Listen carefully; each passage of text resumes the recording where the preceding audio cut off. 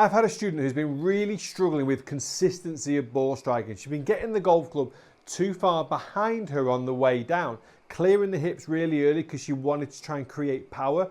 But by leaving that golf club so far behind the body, she was catching the ground before the ball. And when she did strike the ball well, it was just coming out really high, really soft ball flight and not getting the distance. So if this sounds like you, stick around because I'm going to give you an incredible drill where you don't have to think too much about the mechanics of your golf swing, but just by consistently doing this drill down at the driving range or the practice ground, it can really give you a better understanding of how you can approach that ball, create compression, improve your ball striking and hit the ball further.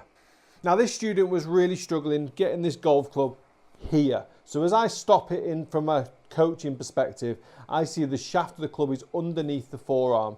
And at the same stage, her lower body started to open up as well. And what happens then when the lower body starts to open up, the spine angle starts to tilt with the golf club behind, really easy to catch the ground first. And what then happens a lot, and you might find this really relatable, you start to release the golf club early. So those nice shots that you catch really well, they just end up going super high because you've added loft.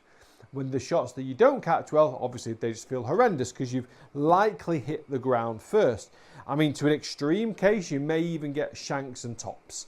But we're going to really focus on the drill because what we want to do here is in this same position, when I stop a golf swing down at here, I want to see the shaft of the club a lot higher. I often say when the hands are at about waist height, I want the club head at shoulder height. Whereas when we get too much on the inside, the golf club head is pretty much level with the hands.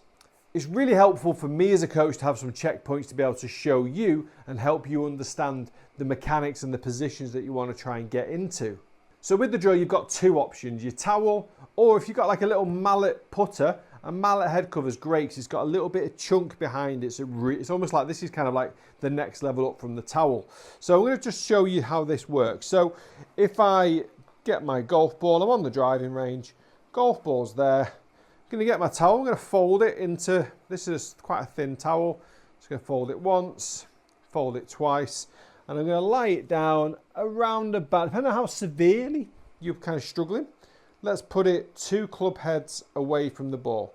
If you're really on the inside and really shallow, you'll still hit that on the way through the shot. So if you're coming into the ball, the golf club's stuck behind, you're inside, you're going to hit it. What we want to try and do is get the feeling that from the top of the backswing, the body weight moves into that lead side and we're coming down, the golf club's a lot higher and it lands a lot later and it's hitting down on the ball and it's creating its low point to the point where it's lowest into the ground after the ball. So what a towel can give you is just direct feedback every single shot. You don't have to stand there guessing whether you've done it correctly or not. So there, weight moves left and hit down. And I can feel, you'll feel the difference. If you're a swiper and you're hitting the ball up high or you're hitting the ground before the ball, you'll feel this instantly, okay? So this drill is great for getting that feedback of whether you've done it right or wrong. You want to move up a level, bring in your head cover, and this makes that angle even higher. Still keep it, maybe even go 3 club heads away because it is obviously so much higher. And then you swing up to the top, miss it on the way up, miss it on the way down. Now, they're great drills, but you also need that peace of mind that you've done it correctly. Every golfer now who is either taking lessons or not taking lessons, you probably all have a tripod that you take to the range because you probably like to have a little look at your swing. I've been working with an app called Swing Coach, which I ask all of my students to download because when I'm not there, I want them to not only do the drills, I ask them to send me videos of them doing the drills so we know that we're doing it correctly. But for your own peace of mind, what you can do on this app is basically say the position of the golf club I want to see is the golf club steeper on the way down. So we can basically choose an area of your golf swing to get some feedback of that position. And the app will rate you out of 10. So for example, if you're still coming down really shallow, it'll say you're 10. That's a bad position, okay? If you're super steep, that'll be a 10 as well. The closer you get to more neutral, the closer you get to 1 and being in the green zone. club, at takeaway, outside, buy 2. At delivery, on plane. And this will just give you instant feedback. You put the camera 8 feet or so behind you and you'll get some instant feedback. Now you can even just turn off the specific positions and get a full summary of your whole game. Now for me as a coach and working with my players, I just get them to use specific parameters based on our lessons. If you're a type of person that doesn't want golf lessons, then the app is an ideal way for you to get an understanding of what you need to change. Now, what is also quite cool about the app is you can select a golf coach. So you've got the likes of Me and My Golf on there, Chris Ryan, Eric Corgano, some pretty good golf coaches. Not as good as me, obviously. And what their input is the worst aspects of your game, they will give you drills to help you. So let's say, for example, this golf club is way too much on the inside. You click on Chris and Chris might say to you, grab this towel drill. The towel drill is a great way of feeling a little bit steeper into the golf ball and creating that compression. So I do encourage golfers that are not taking lessons with me to use the app, because you've kind of got access to some really good coaches on there that can help you with specific areas. My students, I send on to that as well, just so they can get the specific parameters.